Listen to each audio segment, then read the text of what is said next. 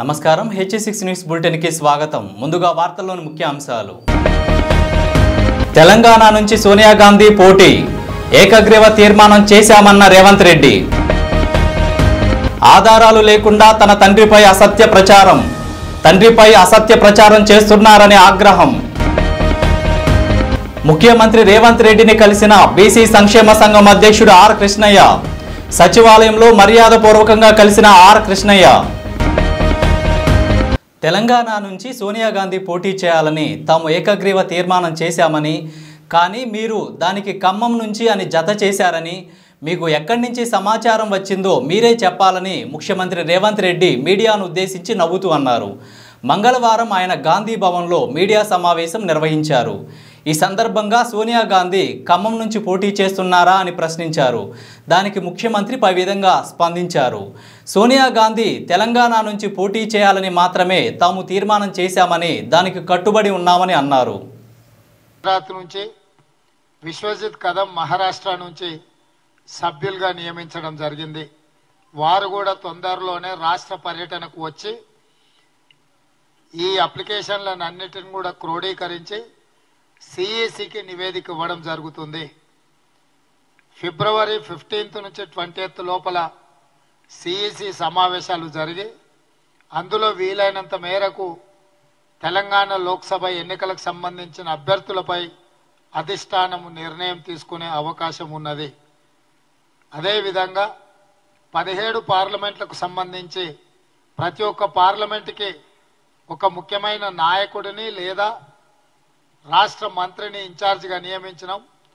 వాళ్ళందరూ కూడా క్షేత్రస్థాయిలో పర్యటన చేసి శాసనసభ నియోజకవర్గాల వారీగా నియోజకవర్గ స్థాయి నాయకులను, జిల్లా స్థాయి నాయకులను, మండల స్థాయి నాయకులను, గ్రామ స్థాయి నాయకులను, అదేవిధంగా ప్రజా సంఘాలకు సంబంధించిన వాళ్ళు మొన్నటి శాసనసభ ఎన్నికలలో కాంగ్రెస్ పార్టీని గెలిపించడానికి కృషి చేసి ఈరోజు కాంగ్రెస్ అధికారంలోకి తెలిసిన వాళ్ళందరితో కూడా చర్చలు చేసి వాళ్ళందరినీ సంప్రదించడమే కాకుండా దేశంలో ఇప్పుడు జరుగుతున్న పరిణామాలను దృష్టిలో పెట్టుకొని ప్రజాస్వామ్యమే పెను ప్రమాదంలో పడుతున్నది, విచ్ఛిన్నకర శక్తులు దేశాన్ని విభజించి పాలించాలనుకుంటున్న విషయాన్ని కూడా ప్రజలకు వివరించి దీనికి సంబంధించి కూడా ప్రజల్ని అప్రమత్తం చేసి కాంగ్రెస్ పార్టీ మల్లికార్జున్ ఖర్గే గారి అధ్యక్షతన శ్రీమతి సోనియా గాంధీ, శ్రీ రాహుల్ గాంధీ గారి నేతృత్వంలో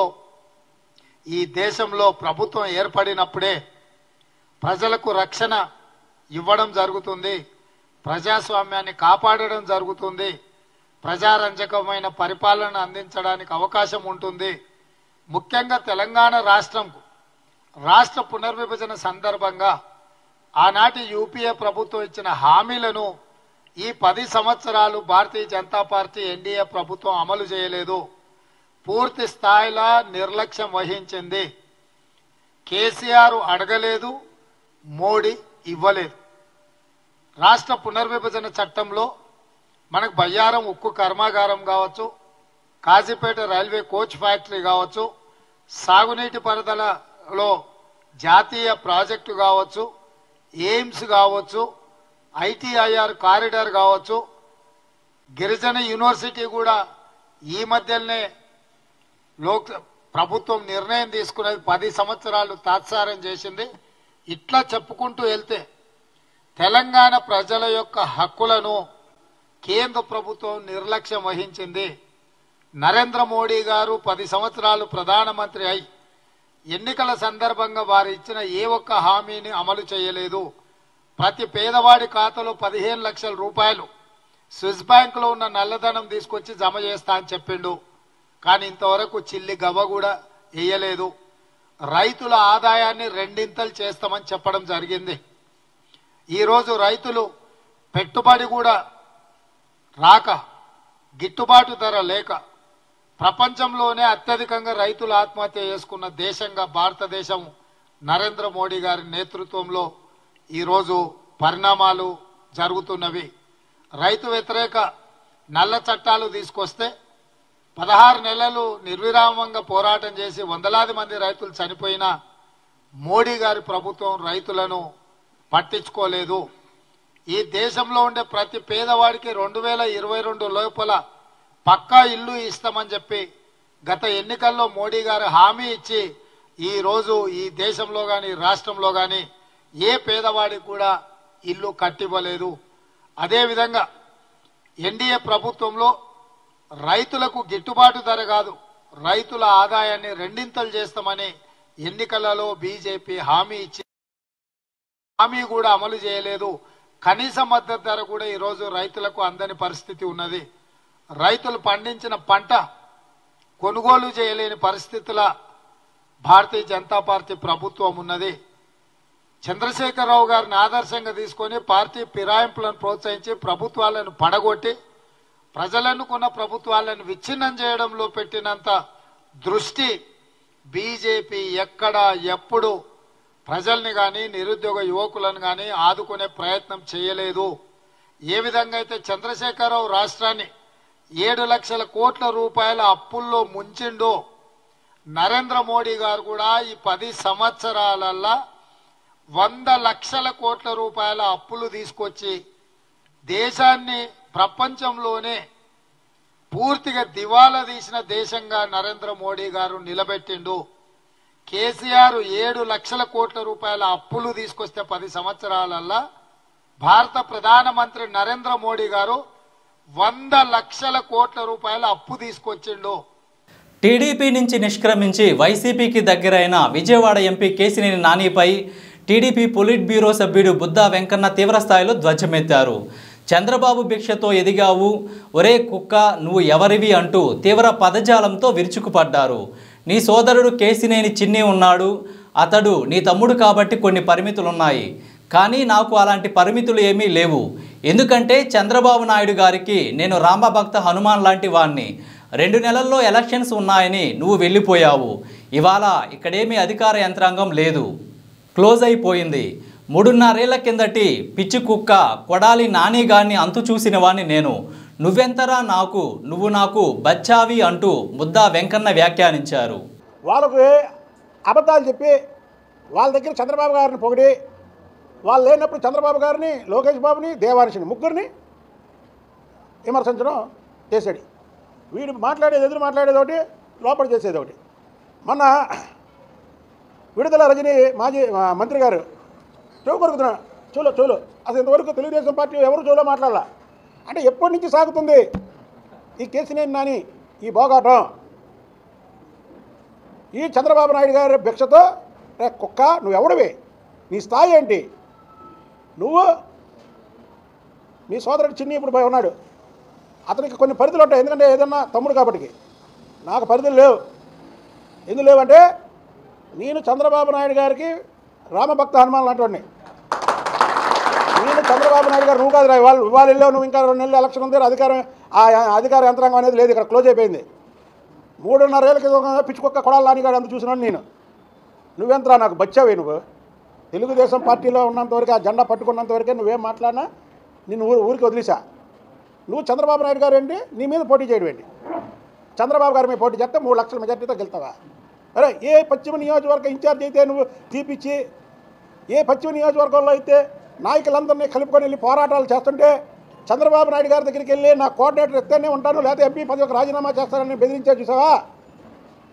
నీకు దమ్ము ధైర్యం అంటే నువ్వు కానీ నీ కూతురు కానీ, ఎందుకంటే అబ్బా కొడుకులు అన్నావు కదా, మా బాసు చిన్న బాసుని, నువ్వు కానీ నీ కూతురు కానీ పశ్చిమ నియోజకవర్గంలో తెలుగుదేశం పార్టీ తరఫున నేను పోటీ చేస్తా, వైసీపీ తరఫున మీరు పోటీ చేయండి, 30,000కి ఒక్క ఓటు తగ్గినా సరే రాజీనామా చేస్తా. నువ్వు 3 లక్షల మెజార్టీతో గెలుస్తావా? 3 లక్షల మెజార్టీతో ఓడిపోతున్నావు నువ్వు. 3 లక్షల మెజార్టీతో ఓడిపోతున్నావు. ఇక్కడ ఉన్నటువంటి చిన్నసభ్య కానివ్వండి, వీళ్ళు కొంతమంది గంగాధర్ చిన్నసభ్య, వీళ్ళందరూ కూడా పాప పార్టీ మైండ్ వాళ్ళది. వాళ్ళకేంటంటే చంద్రబాబు నాయుడు గారి ముఖ్యమంత్రి అవ్వాలా, తెలుగుదేశం పార్టీ కావాలి. ఆఖరికి అలాంటి వాళ్ళు కూడా మాకు చేశావు నువ్వు. 100% ఖాళీ చేస్తానన్నావు తెలుగుదేశం పార్టీని. 6గురిని తీసుకెళ్ళగలిగావా? నిన్ను నమ్మి ఎవడన్నా వస్తాడా? నిన్ను నమ్మి వైసీపీలోకి ఎవడన్నా వస్తాడా? రిపబ్లిక్ డే దినోత్సవం జరిగితే మా పార్టీ అధికారంలో ఉన్న 5 సంవత్సరాలు కూడా ఏ రోజు రాలా దానికి. మొన్న దేవినేని అవినాష్, ఎల్లంపల్లి సీను రౌండ్ టేబుల్ దగ్గర కూర్చొని టిఫిన్ చేస్తున్నాడు. నిజంగా వచ్చి మా ప్రభుత్వంలో వచ్చి ఉంటే చంద్రబాబు నాయుడు గారి దగ్గర కూర్చుండేవాడు. మొన్నటి వరకు దేవినేని ఉమాని విమర్శించినటువంటి ఈ కేసినేని నాని ఇవాళ దేవినేని అవినాష్ అనుచరుడు అవడమే కాకుండా వాళ్ళ దొడ్లో కుర్రోళ్ళు అయిపోయారు. ఎందుకంటే బయటకు తిరిగితే తెలుగుదేశం కార్యకర్తలు కొడతారు, ఇక్కడైతే 10 మంది ఉంటారు, ఓ సేఫ్టీ కోసం ఎక్కడికి వెళ్ళినా అవినాష్ వెనకేసుకొని వెళ్తున్నాడు. నువ్వు చంద్రబాబు నాయుడు గారిని మోటాముళ్ళు చదువుకొని రాష్ట్రం వదిలి వెళ్తాడా? పంపిస్తావా? తిరువూరు కాంచే ఆయన కౌంట్ డౌన్ మొదలైందా? నువ్వు నాశనం అయిపోయావు. తిరువూరు దగ్గర నుంచి నువ్వు నాశనం అయిపోయావు. నీకు మధ్య భ్రమించింది.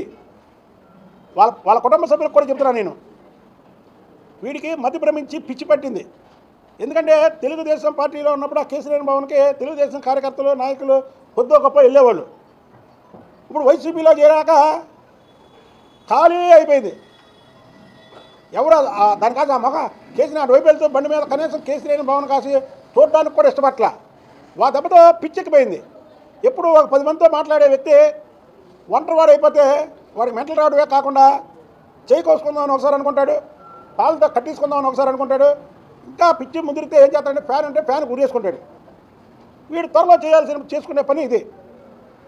వాళ్ళ కుటుంబ సభ్యులకు చెప్తున్నా, ఇండ్ల రామసుబ్బారెడ్డి గారు లేదా రాజుగారెడ్డి గారు మంచి డాక్టర్స్, వాళ్ళు అర్జెంటుగా ముందు వాళ్ళకి చూపించండి. ఏదో ఈ మాటలు చూస్తుంటే పిచ్చెక్కింది అనుకుంటున్నారు, కానీ రాజకీయ మాటలాగా లేవు.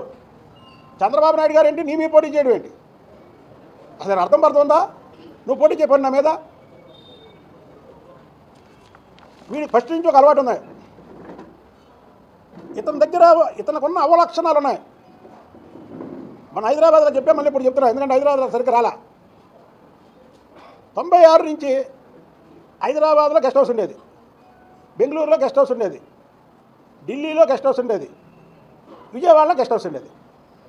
4 గెస్ట్ హౌసులు, అందులో క్యారేజీలు, అందులో వంట మనుషులు. ఇతనికి ఎందుకంటే అందులో ఎమ్మెల్యేలు, ఎంపీలు, మంత్రులు, ఏ గవర్నమెంట్ ఉంటే ఆ గవర్నమెంట్కి సంబంధించినటువంటి వాళ్ళు. ఈ సెక్స్ రాకెట్కి కేర్ ఆఫ్ అడ్రస్ ఎవడే అంటే కేసీఆర్ నాని. ఒకసారి మా అన్న నారాయణ గారు, ఎవరో మాజీ ఎంపీ నారాయణ గారిని అడగండి. వీడి జీవితం భోజనాలు పెట్టు, లేకపోతే ఎవరికేం కావాలో అది చూసి పనిచేసే మనిషి. ఈ చంద్రబాబు నాయుడు గారిని, లోకేష్ బాబు గారిని కట్టా బొట్టా చదువుకొని హైదరాబాద్ పంపిస్తావా? ఎన్నికల్లో నువ్వు 3 లక్షల ఓట్ల మెజార్టీతో ఓడిపోతావు. నీ బట్టలన్నీ మూట కట్టి నీ నెత్తి మీద పెట్టి జగ్గేపేట చివరి వరకు తరిమి కొట్టి ఆంధ్ర బోర్డర్లో నిన్ను వదిలిపెట్టి వస్తావు వెనక్కి. పిచ్చోడా ఏంటి అనుకుంటున్నావు నువ్వు? ఇది అధికార పార్టీ ఉంది, అధికార సజ్జల రామకృష్ణారెడ్డి ఉన్నాడు వెనక, లేదా జగన్మోహన్ రెడ్డి ఉన్నాడు, దీని చంద్రబాబు నాయుడు ఏం వాగినా అనుకుంటున్నావా? పిచ్చి పిచ్చి ఆశాలు వేస్తే నాలుక కోస్తావు. ఏంటనుకున్నావు? నీ కేసీఆర్ భవన్ దగ్గరికి వచ్చి నీకు దమ్ముందా అక్కడికి రావడానికి? నువ్వు వస్తానంటావా? రమ్మంటా నేను. తెలుగుదేశం పార్టీలో ఉండగా కుదిరింది నీకు. ఎందుకంటే జనాలు చంద్రబాబు నాయుడు గారి అభిమానులు, వీళ్ళందరూ చంద్రబాబు గారి పార్టీ, చంద్రబాబు గారు అంటే ప్రాణం, చంద్రబాబు కుటుంబం గురించి ప్రాణం ఇస్తారు వీళ్ళు. అలాంటిది నువ్వు వాపుని చూసి బలుపు అనుకొని ఇవాళ అక్కడికి వెళ్ళి పిచ్చి పిచ్చి మాటలు మాట్లాడతావా? కేసీఆర్ నాని దెబ్బకి ఎన్నో ఫైనాన్స్ కంపెనీలు ఎత్తేసారండి. అందుకే వీడు మాట వస్తే కాల్మని అంటాడు. ఎందుకంటే వాడు ఒకళ్ళు డబ్బులు అడిగాడని అప్పించినాడు, కాల్మని అంటాడు. ఇవన్నీ ఒక మాస్టర్ ప్లాన్. ఏది మాట్లాడినా అతనికి అనుకూలంగా మాట్లాడుకోవడానికి వేసుకుని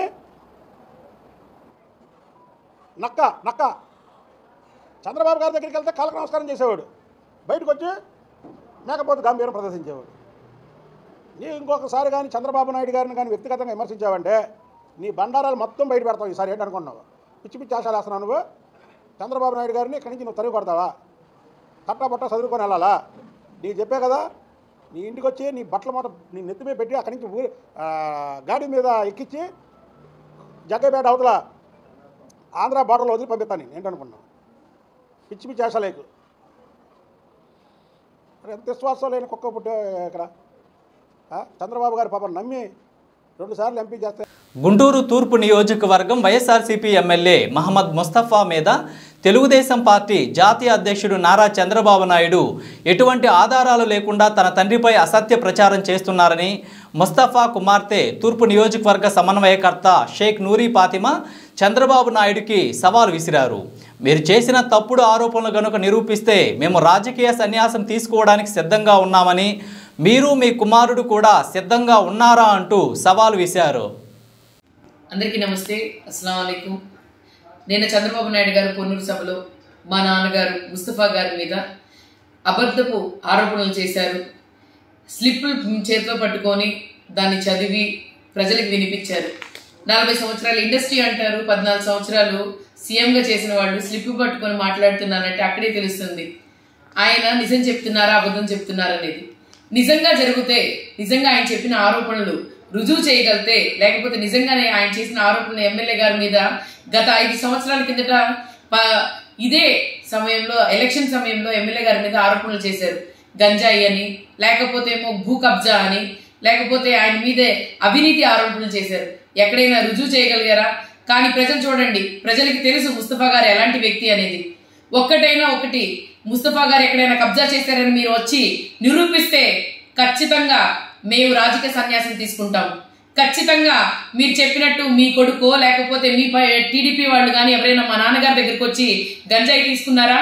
ఎక్కడైనా ఆయన అసలు ఇలాంటి వాటిల్లో ఎంత దూరం ఉంటారో మీ అందరికీ తెలుసు. ఎక్కడ కూడా రౌడిజం లేకుండా గుంటూరు తూర్పులో ముస్తఫా గారి 10 సంవత్సరాలు నడుపుకుంటా వచ్చారు. ఎవరు న్యాయం చేయాలి, ఎవరికి న్యాయం చేయాలి, మా పార్టీ కార్యకర్త అయినా కూడా న్యాయం చేయాలి అని చెప్పి ముస్తఫా గారు నిరంతరం కష్టపడి చేసి ప్రజలకు ఏం కావాలో ప్రజల పక్షానే ఉండి ఎవరైనా ఇబ్బంది పడితే నేనున్నాను అని చెప్పి ఒక భరోసా ఇచ్చారు. మరి చంద్రబాబు నాయుడు గారు నిన్న చెప్పారు 800 గజాలు ఆటోనగర్ లో కబ్జా చేశారు ముస్తఫా గారని. మీరు రండి, అదే ఆటోనగర్ లో అక్కడ మీరు ఏం చెప్పిన 800 గజాలు చూయించండి. చూయిస్తే నేను మా నాన్నగారు ఇద్దరం కలిసి రాజకీయ సన్యాసం తీసుకుంటాం. లేకపోతే చంద్రబాబు నాయుడు గారు మీరు మీ కొడుకు రాజకీయ సన్యాసం తీసుకోండి, అక్కడే తెలిసింది ప్రజలకి. ఇంకోటి టీడీపీ వాళ్ళు ఇచ్చిన స్క్రిప్ట్, లేకపోతే ఏమో వీళ్ళు వచ్చిన స్క్రిప్ట్, వాళ్ళు వచ్చిన స్క్రిప్ట్ చదవడానికి చంద్రబాబు నాయుడు గారికి కూడా తెలియాలి. ఎందుకంటే ఏదో ప్రజలకు మేము అవాస్తవాలు చెప్పేస్తే నమ్మేస్తారు. ఎందుకంటే గతంలో మీరు చెప్పిన పథకాలు కానీ మీరు చెప్పిన హామీలు కానీ ఏమీ పూర్తి చేయలేకపోయారు. ఇప్పుడు ప్రజల దగ్గరకు వచ్చి ఎమ్మెల్యే క్యాండిడేట్ మీద ఆరోపణలు చేస్తే సింపతిగా నా వైపు పడతాయని అనుకుంటున్నారు. 4 దఫాల నుంచి మీరు ఇక్కడ ఓడుతూనే వచ్చారు. 2 దఫాల నుంచి ఎమ్మెల్యే గారు ముస్తఫా గెలుస్తూనే వచ్చారు. ముస్తఫా అంటే మంచినీళ్ళు ముస్తఫా, ముస్తఫా అంటే మంచోడు ముస్తఫా అని అంటారు. ఎందుకంటే 1 రూపాయి ఆయన జేబులోంచి తీసి ఒక కష్టం ఉన్నవాడికి చేతికిస్తారు. అదే మా నాన్నకి తెలుసు. అవినీతి గాని లేకపోతే మీరు చేసే సోకాల్డ్ ఆరోపణలు గాని దేనికి కూడా ముస్తఫా గారు ఎక్కడ కూడా ఇది లేకుండా చేశారు. మీరు ఒక్కసారి గుర్తు పెట్టుకోండి, రాబోయే కాలంలో ఖచ్చితంగా ఆంధ్ర ప్రజలు కూడా, గుంటూరు నగర ప్రజలు కూడా మీకు బుద్ధి చెప్తారు. జగన్మోహన్ రెడ్డి గారిని సీఎం చేస్తారు. గుంటూరు తూర్పులో వైఎస్ఆర్సీపీ జెండా భారీ మెజార్టీతో గెలిపించి జగన్మోహన్ రెడ్డి గారు గిఫ్ట్ ఇస్తాం. అలాగే మా ప్రజలకి మేము ఎల్లప్పుడూ తోడుంటాము, మా ప్రజలకి ఎల్లప్పుడూ మేము ఉన్నాము అని చెప్పి ఒక భరోసా మాత్రం ఖచ్చితంగా ఇస్తాం. టీడీపీ వాళ్ళకి మాత్రం మరి సిద్ధం అని జగన్మోహన్ రెడ్డి గారు ముందుకు వస్తున్నారు. మేము సంసిద్ధంగా ఉన్నాం. మేము జగన్మోహన్ రెడ్డి గారి నాయకత్వంలో అలాగే గుంటూరు తూర్పు ప్రజలందరికీ మేము సంసిద్ధంగా ఉండి వాళ్ళ సేవ కొరకు మేము ఎప్పుడు తోడుంటాము. టీడీపీ వాళ్ళకి బుద్ధి చెప్తాము. టీడీపీ వాళ్ళు చేసే ఆరోపణలను ఖచ్చితంగా వాళ్ళకి ఖండిస్తున్నాము. ఎక్కడ కూడా రుజువు లేని కూడా అన్ని చెప్తావా, అవాస్తవాలు చెప్తారు. అబద్ధపు హామీలు, అబద్ధపు ఏంటంటే వాళ్ళు చెప్పే ప్రచారాలు అన్ని అబద్ధపు. మీరు చూసుకుంటే గతంలో చేస్తానని చెప్పి చేయలేక, ఇప్పుడు మళ్ళీ చేస్తానని చేయలేక, అవి వాళ్ళు హామీలు ఇవ్వలేక ఇప్పుడు ఏంటంటే వ్యక్తిగతంగా ఎమ్మెల్యేల మీద, వ్యక్తిగతంగా సీఎం గారి మీద ఆరోపణలు చేస్తున్నారు తప్ప వాళ్ళు అసలు ఏం చేయగలుగుతారు, వాళ్ళ వల్ల ఏం జరిగిద్ది అని చెప్పలేకపోతున్నారు. ప్రజలు వాళ్ళు నమ్మే పరిస్థితులు లేరు. ఖచ్చితంగా జగన్మోహన్ రెడ్డి గారు సీఎం అవుతారు. గుంటూరు తూర్పులో వైఎస్ఆర్సీపీ జెండా భారీ మెజార్టీతో గెలిపించుకొని మాత్రం వస్తాం. Thank you. ఆటో నగర్ ఏర్పాటుకు 10 ఎకరాల భూమి కేటాయింపు. ఈ కార్యక్రమంలో పాల్గొన్న శాసనసభ్యులు బొల్లా బ్రహ్మనాయుడు, కార్మిక సోదరులు ఎన్నో ఏళ్లుగా ఎదురు చూస్తున్న కలలను నా ద్వారా నెరవేర్చడం చాలా సంతోషంగా ఉందని బొల్లా బ్రహ్మనాయుడు అన్నారు. వెనుకొండలోని శ్రీశైలం రోడ్లో నేడు ఆటో నగర్ శంకుస్థాపన కార్యక్రమంలో పాల్గొన్నారు. ముందుగా ప్రగతి మోటార్స్ అసోసియేషన్ వారి ఆధ్వర్యంలో నిర్వహించిన ర్యాలీలో పాల్గొని యువతతో కలిసి బైక్ నడిపారు. చెక్పోస్ట్ సెంటర్ వద్ద అసోసియేషన్ సభ్యులు గజమాలతో ఘనంగా సత్కరించారు. 30 సంవత్సరాల నిరీక్షణ, 30 సంవత్సరాల కోరిక, మన కార్మికులందరి ఆశయ సాధన ఈనాడు ఈనాడు మన బొల్లా బ్రహ్మనాయుడు గారి నాయకత్వంలో కార్మికుల కోసం ఆటోల గారి భూమిని కార్మికులందరి కోసం కేటాయించినందుకు వారికి ధన్యవాదాలు తెలుపుకుంటూ ఈ యొక్క కార్మికుల ర్యాలీని చేపట్టవలసిందిగా మీరందరూ కోరుకుంటూ ఇక్కడి వరకు విచ్చేసినందువరకు అందరూ కూడా ఈ యొక్క ర్యాలీని సభ వారికి రావాలని చెప్పేసి మీకు కోరుకుంటున్నాను. పార్టీ వాళ్ళు అందరూ ఇక్కడికి వచ్చేవారికి ఒకటే టీం. ఇప్పుడు కూడా కమ్యూనిస్ట్ పార్టీ, బీజేపీ పార్టీ, మరి తెలుగుదేశం పార్టీ, రోజువారీగా జనసేన పార్టీ రౌండ్ టేబుల్ సమావేశం అంటారు. దేనికి రౌండ్ టేబుల్ సమావేశం? ఎవరు సొమ్ము లాక్కోటానికి బాబు. మొన్న వచ్చి ఆయన చెప్తుండు, ఆ ముప్పాల నాగేశ్వరరావు నేను పెద్ద నిజాయితీ పరుడని. నీ నిజాయితీ ఎవడకు తెలియదయా? నిన్ను చందాల నాగేశ్వరరావు అని అంటా ఉంటారు, అది అందరికీ తెలుసు. కమ్యూనిస్టు పాలసీ విధానాలని మీరు ఎక్కడ అమలుపరుస్తున్నారు? మీరే అసలు మసీదు మాన్యానికి భూపోరాట సమితికి సంబంధం ఏందండి? మనం అందరం ఒక చెంప చూపితే రెండో చెంప చూపితే ఎట్నే ఉంటుంది. రేపు పొద్దున ఆటో నగర్లో కూడా ఈ 2 చెట్లు కూడా నాదేని అంటాడు. దానికి తగిన విధంగా మనం కూడా ఉండాలని అవసరం. మనం ఒకరి జోలి పోకూడదు. మన కాడికి వచ్చి మనది లాగేసుకుంటుంటే మనం ఎందుకు ఉంటాం? అది పూర్తి స్థాయిలో మీకు అవకాశం కల్పిస్తాను. మసీదు మాన్యమని నేను డైరెక్ట్గానే చెప్తున్నాను, మీటింగ్లో చెప్తున్నాను. ఎలక్షన్ ఏదైనా పర్వాలేదు, కానీ ఆ స్థలం మట్టికి ముస్లిం ప్రాపర్టీ ముస్లింకే రావాలి. మీరు ఇవ్వాలనుకుంటే ముస్లిం పేదవాళ్ళకి అందరూ పంచుదాం. అలా చేయి. వాళ్ళెవరో ఎక్కడోళ్ళ మా ముస్లిం ప్రాపర్టీని తీసుకోవడానికి వాళ్ళు ఎవరని అడుగుతున్నాను. ఇవన్నీ కూడా మీరు గుర్తుపెట్టుకోండి. బ్రహ్మనాయుడు ఎవరికి భయపడాల్సిన అవసరం లేదు. నేను తప్పు చేయను కాబట్టి నేను ఎవరికి భయపడను, తప్పు చేయను, ప్రాణం పోయినా తప్పు చేయను. మంచి కోసం అవసరమైతే ఎంత దూరమైనా 10 మందికి మంచి జరగాలి, దానికోసం ఎంత కష్టమైనా పడతాను, ఎంతసేపైనా పోరాటం చేస్తాను అని మీ అందరికీ సందర్భంగా తెలియపరుచుకుంటున్నాను. బ్రహ్మనాయుడు గారి నాయకత్వం. జై బొల్లా. అది వచ్చింది కాబట్టి చెప్తున్నాను. ఇది మొత్తం కూడా ఇలా చేస్తానని చెప్తున్నాను. మన ఎంపీపీ వెంకటరామరెడ్డి గారు అందరూ కూడా. Hyderabad street food, road side food అంటే ఇటీవల ఎక్కువగా వినిపిస్తున్న పేరు కుమారి ఆంటీ. ఆమె అసలు పేరు దాసరి సాయి కుమారి. ఒక ఫుడ్ ట్రక్తో హైదరాబాద్ రోడ్డు పక్కన చవకగా రుచికరమైన వెజ్, నాన్ వెజ్ వెరైటీలతో ప్రజల కడుపు నింపుతున్న కుమారి ఆంటీ యూట్యూబ్లో చాలా ఫేమస్. మధ్యాహ్నం 1 గంట అయితే కుమారి ఆంటీ ఫుడ్ ట్రక్ వద్ద విపరీతమైన రద్దీ ఉంటుంది. కుమారి ఆంటీ ఫుడ్ బిజినెస్తో సంపాదిస్తుంటే కుమారి ఆంటీ ఫుడ్ ట్రక్కుపై వీడియోలు చేస్తున్న యూట్యూబర్లు బ్రహ్మాండంగా వ్యూస్ సంపాదిస్తున్నారు. అలాంటి కుమారి ఆంటీ ఇప్పుడు వార్తల్లోకి ఎక్కింది. ఆమె నిర్వహిస్తున్న ఫుడ్ ట్రక్కును హైదరాబాద్ ట్రాఫిక్ పోలీసులు నిలిపివేశారు. దీనిపై కుమారి ఆంటీ తీవ్ర ఆవేదన వ్యక్తం చేసింది. తాము బండి పెట్టే రోడ్డుపై మిగతా బండ్లను అనుమతించారని, వారు అమ్మకాలు సాగించుకుంటున్నారని, కానీ తమను మాత్రమే అడ్డుకోవడం ఏంటని వాపోయింది. గతంలో కూడా ట్రాఫిక్ పేరుతో తమను అడ్డుకున్నారని, ఆ తర్వాత మళ్ళీ అమ్ముకోనిచ్చారని వివరించింది. మరి ఇప్పుడు ఏమైందో అర్థం కావడం లేదని కుమారి ఆంటీ పేర్కొంది. అది అటు పక్కన పెట్టుకోమని ఆల్రెడీ పబ్లిక్ కూడా నేను చెప్తున్నా, కస్టమర్స్ కూడా ఇబ్బంది అవ్వద్దు, మన వల్ల ఇంకోటి సఫర్ అవుతుందని కూడా ప్రతి ఒక్కరికి చెప్తాను నేను. ప్లీజ్ దయచేసి నా ఉపాధి ఇదే, మీరు ఇంతమంది సపోర్ట్ చేస్తున్నారు, నాకు ఇంతమంది ఎంకరేజ్ ఉంది, కానీ అదే ఇదిగా నా పబ్లిక్ ఇష్యూ కాకుండా కూడా ఇంటి ఆర్డర్ ఏదో దాని ఇష్యూ కాకుండా కూడా దయచేసి మీరు ప్లీజ్ కోఆపరేట్ చేయండి నాకు. ప్లీజ్ అదే మీరు నాకు చేసే పెద్ద స్థాయి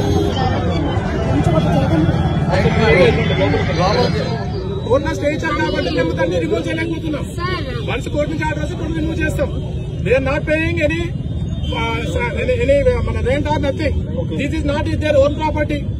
they are not paying any rent. Simply they are coming and doing business. Then who is the responsible for the road?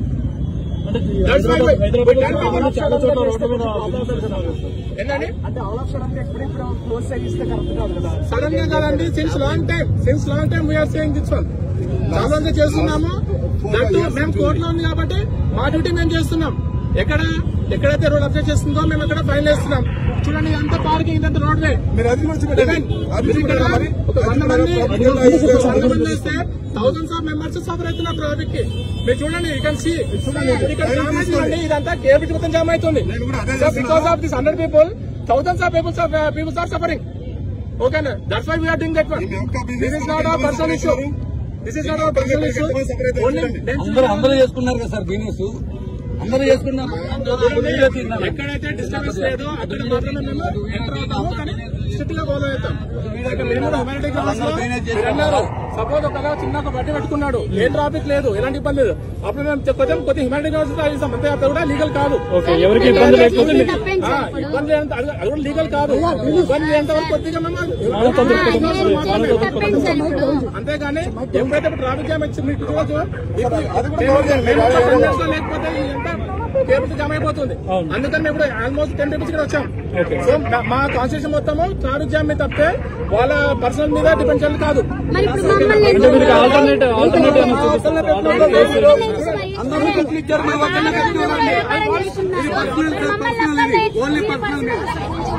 భీమిలిలో YCP నిర్వహించిన సిద్ధం సభలో సీఎం జగన్ మాట్లాడుతూ పద్మవ్యూహంలోకి దూకడానికి నేను అభిమన్యుని కాదు, ఇక్కడ ఉన్నది అర్జునుడు అంటూ వ్యాఖ్యానించడం తెలిసిందే. దీనిపై టీడీపీ ఎమ్మెల్యే మాజీ మంత్రి గంటా శ్రీనివాసరావు వ్యంగ్యంగా స్పందించారు. నీకున్న అజ్ఞానానికి పురాణ పురుషుల గురించి మాట్లాడడం ఎందుకులే జగన్ అంటూ ఎత్తిపొడిచారు. అర్జునుడు అంటే నీలాగా రాక్షసుడేమో అనుకుంటున్నావా? కాదు కాదు, ఆయన ధర్మం వైపు నిలబడి యుద్ధం చేసిన వాడు, ధర్మాన్ని గెలిపించిన వాడు అంటూ గంటా శ్రీనివాసరావు ట్వీట్ చేశారు.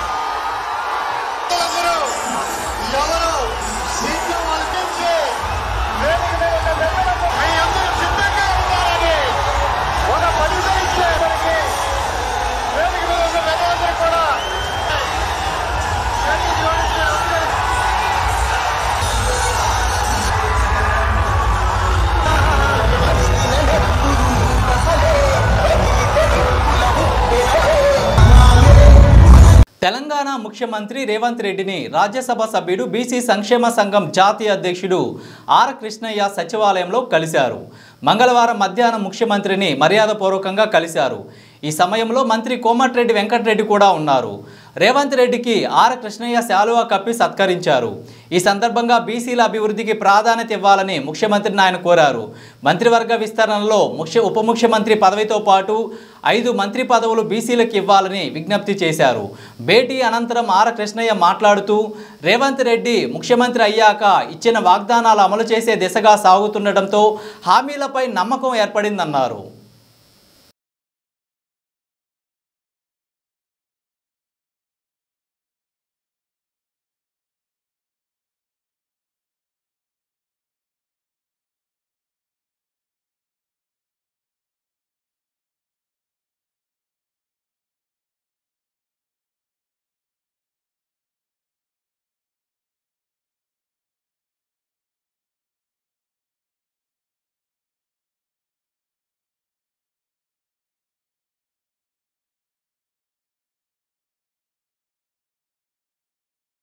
స్టాఫ్ నర్సులకు నియామక పత్రాలు అందించే కాంగ్రెస్ ప్రభుత్వ కార్యక్రమం వంట అయ్యాక గరడి తిప్పినట్లుగా ఉందని మాజీ మంత్రి సిద్దిపేట ఎమ్మెల్యే హరీష్ రావు అన్నారు. ఉద్యోగ భర్తీ ప్రక్రియను బీఆర్ఎస్ ప్రభుత్వం పూర్తి చేస్తే తమ ప్రభుత్వం ఘనతగా నియామక పత్రాలు జారీ పేరిట కాంగ్రెస్ ప్రభుత్వం హడావుడి చేస్తుండడం దౌర్భాగ్యమన్నారు. ఫిబ్రవరి 1, 2024న గ్రూప్ 1 నోటిఫికేషన్ ఇస్తామని పత్రికల సాక్షిగా ప్రచారం చేసిన కాంగ్రెస్ దాని నుంచి విద్యార్థుల దృష్టి మరల్చేందుకే ముందు రోజున స్టాఫ్ నర్సులకు నియామక పత్రాల జారీ కార్యక్రమాన్ని ఆర్భాటంగా నిర్వహిస్తుందన్నారు.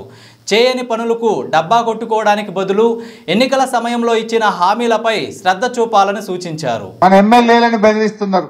ఇలా మన పల్లా రాజేశ్వర రెడ్డి ఎమ్మెల్యే గారి మీద అక్రమ కేసులు పెట్టి ఆయన ఇబ్బంది పెట్టే ప్రయత్నం చేస్తున్నారు.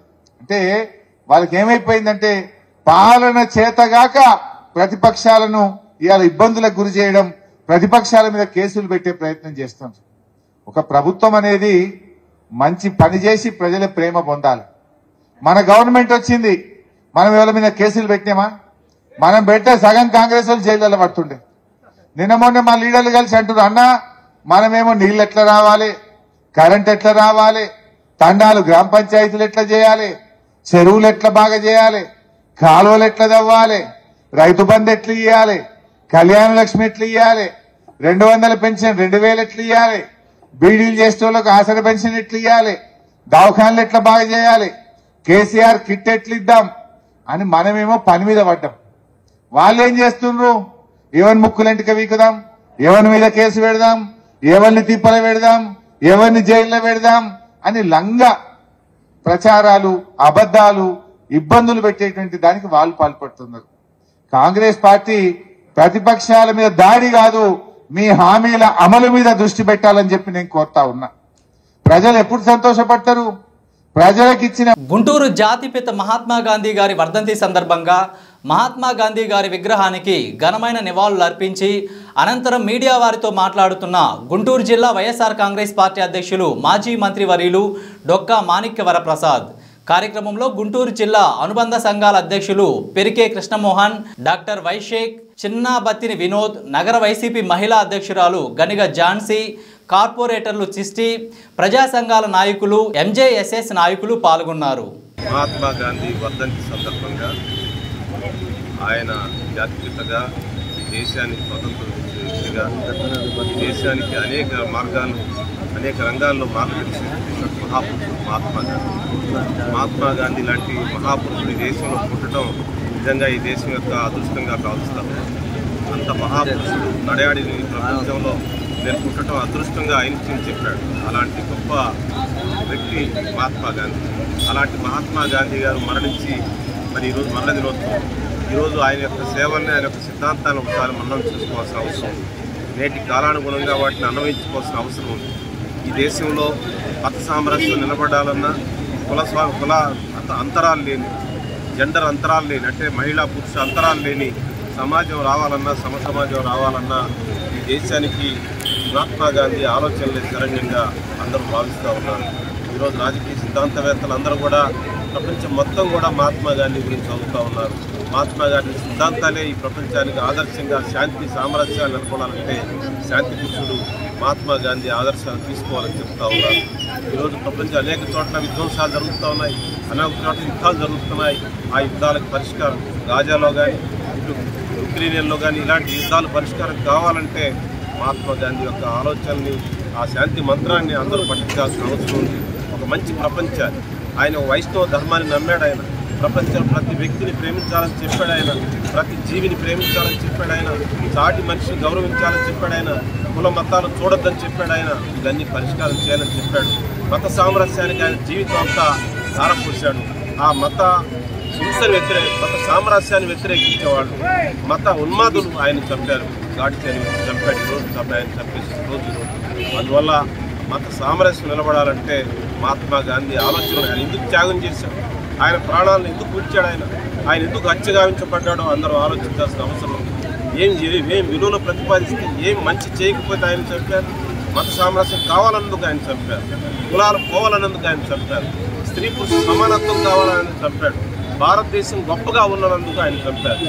అలాంటి వ్యక్తి యొక్క సిద్ధాంతాలను మనం మననం చేసుకొని మళ్ళీ ఒకసారి పునర్పరిచయం చేసుకొని నేటి కాలమాన పరిస్థితులు అనుగుణంగా ఈరోజు ఆ సిద్ధాంతాన్ని ప్రజాధ్యాన్ని చెప్పేది మా Amaravati institute of social science యొక్క భావన. దానిలో భాగంగా ప్రతి సంవత్సరం కూడా మహాత్మా గాంధీ వర్ధంతి జయంతి కార్యక్రమాలు చేస్తూ ఉంటాం. ఆయన తమ పుస్తకాలను పంచుతూ ఉంటాం, కొత్త పుస్తకాలు ప్రచురణ చేస్తూ ఉంటాం, అనేక సెమినార్లు కండక్ట్ చేస్తూ ఉన్నాం. ఈరోజు అన్ని రాజకీయ పార్టీలు విజ్ఞప్తి చేస్తాం, అన్ని ప్రజా సంఘాలకు విజ్ఞప్తి చేస్తూ ఉన్నాం. ఈరోజు స్వదేశీ ఉద్యమం రావాల్సిన అవసరం ఉంది. ఆ రోజు మహాత్మా గాంధీ స్వదేశీ ఉద్యమాన్ని ఏ స్ఫూర్తితో తీసుకున్నారు. స్వదేశీ ఆలోచనలు, స్వదేశీ వస్తువులు, స్వదేశీ ఆర్థిక విధానాలు అన్ని విషయాల్లో స్వదేశీని స్వీకరించాల్సిన అవసరం ఉంది. విదేశీ మనకు అవసరం లేదు. స్వదేశీ ద్వారానే మనం సామరస్యాన్ని సాధించవచ్చు. స్వదేశీ సిద్ధాంతాల ద్వారానే మన ఆర్థిక పరిపుష్టి చేసుకోవచ్చు. స్వదేశీ సిద్ధాంతాల ద్వారానే మన జీవితంలోని అన్ని రంగాలను అభివృద్ధి చేసుకోవచ్చు. మహాత్మా గాంధీ గారి ఆలోచన, ఆయన ఆలోచన తీసుకెళ్ళాలి, పునర్రక్షించుకోవాలి, నేటి కాలానికి అనుగుణంగా తీర్చిదిద్దుకోవాలి. మత సామరస్యానికి ఆయన జీవితాన్ని బలిపెట్టాడు ఆయన. అందువల్ల వైష్ణవ జనతో మరి ఆయన యొక్క పాట వైష్ణవం అంటే అందరినీ ప్రేమించడం, వైష్ణవం అంటే ప్రకృతి ప్రేమించడం, కాలుష్యాన్ని వ్యతిరేకించడం, జీవితంలో ప్రతి జీవి బతకాల ప్రపంచంలో ప్రతి జీవి యొక్క ప్రాణానికి విలువ చెప్పేది వైష్ణవం. ఆయన ఆచరించాడు, దానికోసం ఆయన మరణించాడు. అందుకనే ఎవరైనా ఏ మతస్థులైనా అన్ని మతస్థులు అన్ని కులాల వాళ్ళని స్వాతంత్రోద్యమం నడిపించాడు ఆయన. అందరూ కలిసిమెలిసి ఉండే ఒక మాత్రం భారతదేశాన్ని ఊహించాడు ఆయన. అలాంటి గొప్ప వ్యక్తి యొక్క ఆదర్శాన్ని మనం ముందుకు తీసుకెళ్లాలని చెప్పి ఈ సందర్భంగా అందరం కూడా ప్రతిజ్ఞ పూనాలి, అందరూ కూడా దానికోసం పనిచేయాలని అందరికీ విజ్ఞప్తి చేస్తాను. ధన్యవాదాలు. మహాత్మా గాంధీ ప్రజలందరూ కూడా పాటిస్తూ మేము ఏదైతే బాబూజీ గారి కళలు స్వరాజ్యాన్ని మేము అందరం భారతీయ పౌరులుగా అందరికీ కూడా ప్రతి ఒక్కరు కూడా ఆయన చేసిన త్యాగాలు, ఆయన చేసిన ఫలితాలే ఈరోజు మేము స్వేచ్ఛంగా గాలి పీల్చుకోగలుగుతున్నాం.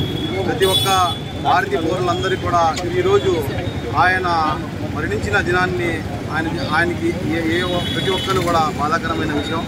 అందరూ కలిసికట్టుగా ఈరోజు ప్రతి ఒక్కరు పౌరులకు కూడా దీనికంటే ప్రజలందరూ కూడా ఆయనకి మర్చిపోని వ్యక్తి ఎవరైనా ఉన్నారంటే మహాత్మా గాంధీ గారు. ఎందుకంటే ఎన్నో త్యాగాలు, ఎన్నో కృషులు చేస్తే కులాలు లేకుండా మతాలు లేకుండా అందరూ కలిసికట్టుగా మేమందరం ఒకటే, మేము దేశం అంటే మట్టిగా దేశం అంటే మనుషులు అన్న నినాదాన్ని కూడా మన ప్రజలందరి మనసులో భావాల్లో మర్చిపోకుండా మేమందరం కలిసికట్టుగా ఉండాలా, చేయాలా. మేము ఏదైతే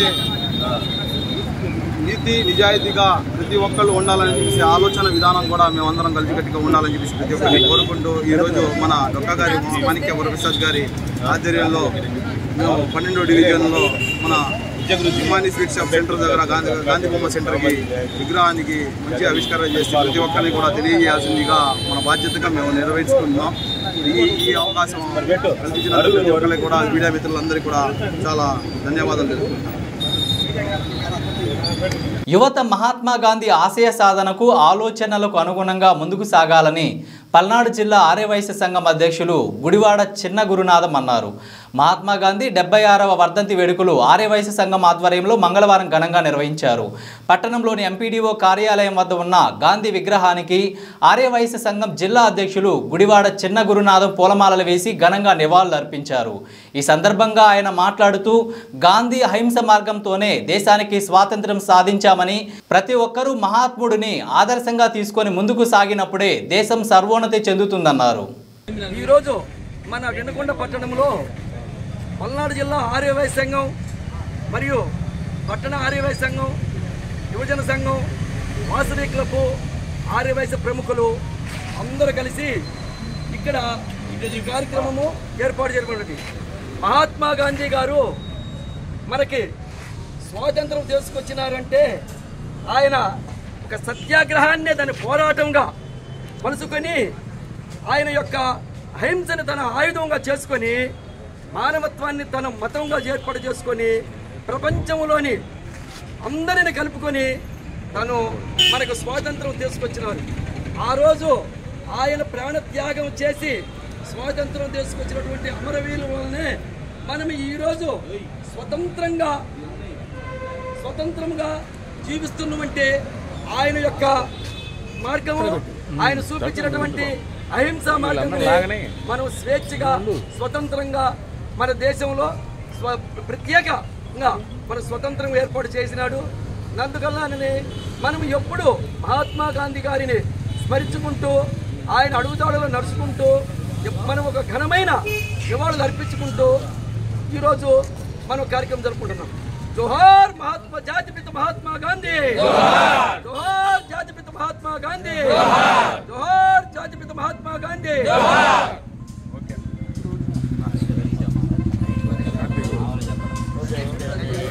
వార్తలు ముగించే ముందు హెడ్లైన్స్ మరొకసారి.